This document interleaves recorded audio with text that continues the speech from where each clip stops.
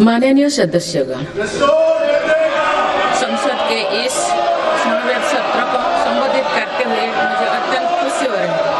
बीता वर्ष भारत के तेज विकास और विरासत के उत्सव के रूप में स्मरणीय रहा है। ये कालखंड अपने साथ अनेक प्रेरणाएं लेकर आया है।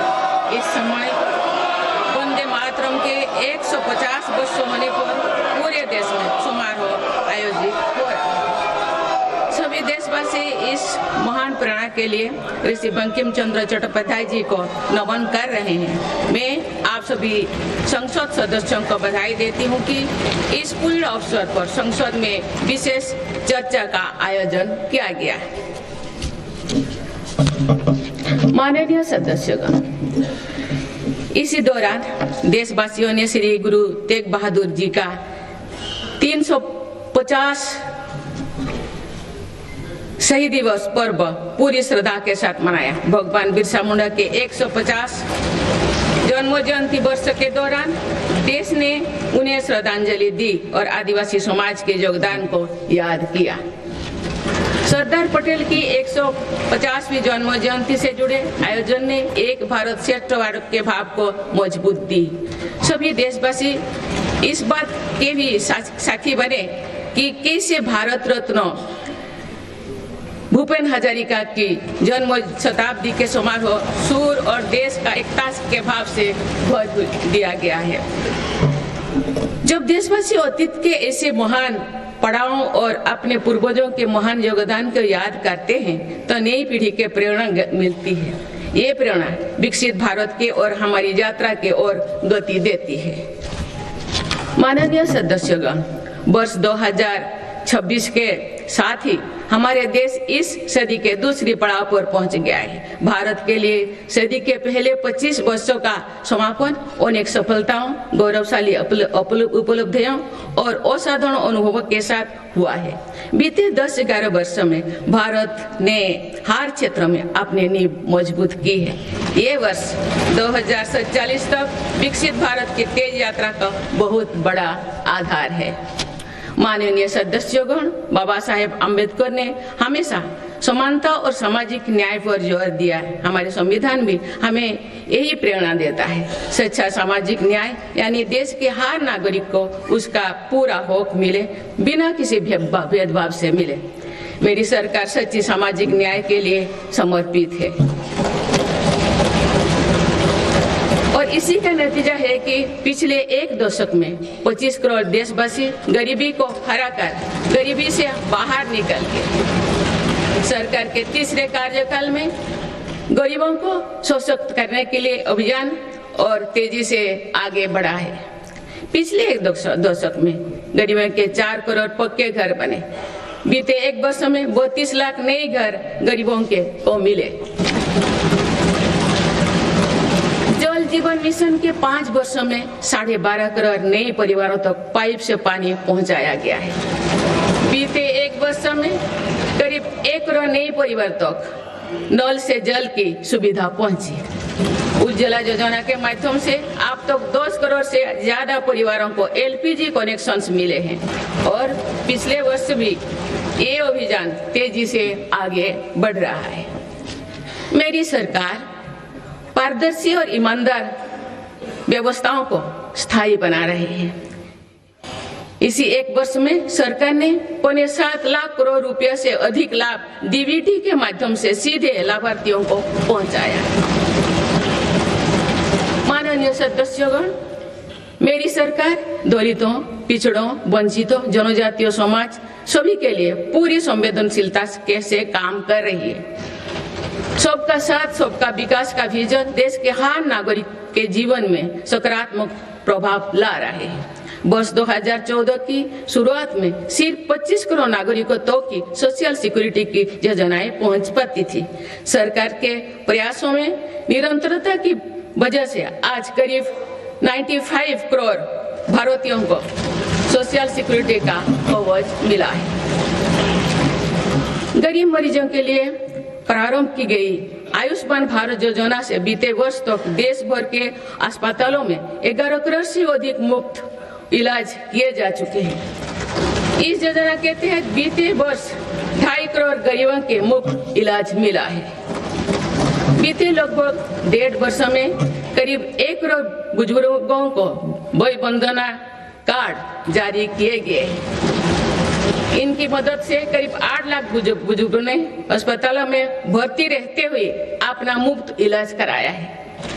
आज देश में बने 1,80,000 आयुष्मान आरोग्य मंदिर की वजह से मरीजों को घर के पास इलाज मिलना सुनिश्चित हुआ है। मेरी सरकार ने बड़ी बीमारियों के खिलाफ निर्णायक लड़ाई लड़ी है। सिकल सेल एनीमिया उन्मूलन मिशन में 6.5 करोड़ से अधिक नागरिकों का स्क्रीनिंग की गई है। इससे कई जनजातीय इलाकों में इस बीमारी को रोकने में मदद मिली है। मिशन मोड में चलाए जाए गए अभियानों के कारण जापानी इंसेफेलाइटिस जैसे बीमारियों पर प्रभावी नियंत्रण पाया गया है। उत्तर प्रदेश के कई पिछड़े इलाके ग्रामीण क्षेत्रों में इस रोग की प्रभावी रोकथाम सुनिश्चित हुई है। ये गर्व की बात है कि विश्व स्वास्थ्य संगठन में भारत को आंखों का संक्रमण ट्राइकोमा से मुक्त घोषित कर दिया है। मेरी सरकार हर नागरिक को बीमा सुरक्षा देने के लिए भी प्रतिबद्ध है। प्रधानमंत्री जीवन ज्योति बीमा योजना और पीएम सुरक्षा बीमा योजना की इसमें बड़ी भूमिका है। इन योजनाओं से करोड़ों जरूरतमंद नागरिकों को बीमा कवरेज मिला है। इनके तहत 24,000 करोड़ रुपया से अधिक का क्लेम भी दिया गया है। ये योजनाएं संकट के समय करोड़ों गरीबों का संबल बनी है। माननीय सदस्यगण, मुझे ये देखकर संतोष है कि आज देश के युवा, किसान, श्रमिक और उद्यमी विकसित भारत के निर्माण में अपनी भूमिका का लगातार विस्तार कर रहे हैं। बीते वर्ष के उत्साहवर्धक आंकड़े इसका प्रमाण है। पिछले वर्ष में भारत ने रिकॉर्ड 350 मिलियन टन से ज्यादा खाद्यान्नों का उत्पन्न हुआ है। 150 मिलियन टन उत्पादन के साथ भारत दुनिया का सबसे बड़ा चावल उत्पादन देश बन गया है। हमारा देश विश्व का दूसरे सबसे बड़ा मछली उत्पादन देश भी बना है। ये ब्लू इकोनॉमी में देश की सफलता को दिखाता है। दूध उत्पादन क्षेत्र में भी भारत दुनिया के सबसे सफल देश के रूप में जाना जाता है। एक सहकारिता आंदोलन की मजबूती का परिणाम है। देश के मैन्युफैक्चरिंग सेक्टर में भी इस दौरान रिकॉर्ड ग्रोथ दर्ज किया है। मोबाइल मैन्युफैक्चरिंग जैसे फील्ड में भारत अब दुनिया का दूसरे सबसे बड़ा देश बन गया है। 2025-26 के पहले 5 महीने में भारत का स्मार्टफोन एक्सपोर्ट 1 लाख करोड़ रुपया के पार हो गया था। इस साल भारत ने 100 से अधिक देशों को इलेक्ट्रिक व्हीकल का निर्यात शुरू किया। माननीय सदस्यगण, मेरी सरकार भ्रष्टाचार और घोटाला से मुक्त व्यवस्था का निर्माण करने में सफल हो रहा है। इससे करदाताओं की एक पाई देश के विकास और जन कल्याण से खर्च हो रही है। भारत आज आधुनिक इंफ्रास्ट्रक्चर पर अभूतपूर्व निवेश कर रहा है। जल, थल, नभ हर क्षेत्र में भारत की तेज गति आज विश्व में चर्चा का विषय है। अटल जी के समय पीएम ग्रामीण सड़क योजना शुरू हुई थी।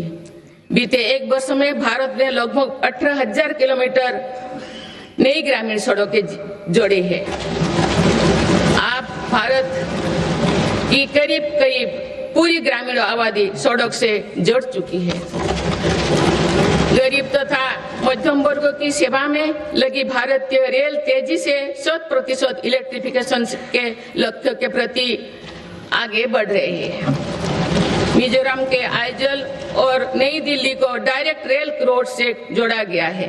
बीते वर्षों जब आइजल के स्टेशन पर पहली बार राजधानी एक्सप्रेस का आगमन हुआ तो स्थानीय लोगों के उत्साह ने सारे देश को प्रसन्नता से के भाव से जोड़ा है। जम्मू कश्मीर विश्व के सबसे ऊंचे रेलवे आर्च ब्रिज, चुनाव ब्रिज और तमिलनाडु में नई पंगन ब्रिज का निर्माण कर भारत ने इंफ्रास्ट्रक्चर क्षेत्रों में एक कीर्तिमान स्थापित किया है। आज जम्मू कश्मीर से केरल तक 150 से ज्यादा वंदे भारत ट्रेनों का नेटवर्क खड़ा हो चुका है। कुछ दिन पूर्व ही वंदे भारत ट्रेनों के नई पीढ़ी का पदार्पण हुआ है। बंगाल से असम के बीच वंदे भारत स्लीपर ट्रेनों की शुरुआत भारत की रेल प्रगति की नई उपलब्धि है।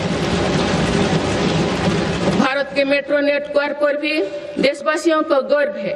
2025 में भारत का कुल मेट्रो नेटवर्क 1000 किलोमीटर के ऐतिहासिक आंकड़ों को पार कर गया है। भारत दुनिया के तीसरी सबसे बड़े मेट्रो नेटवर्क वाला देश बन गया है।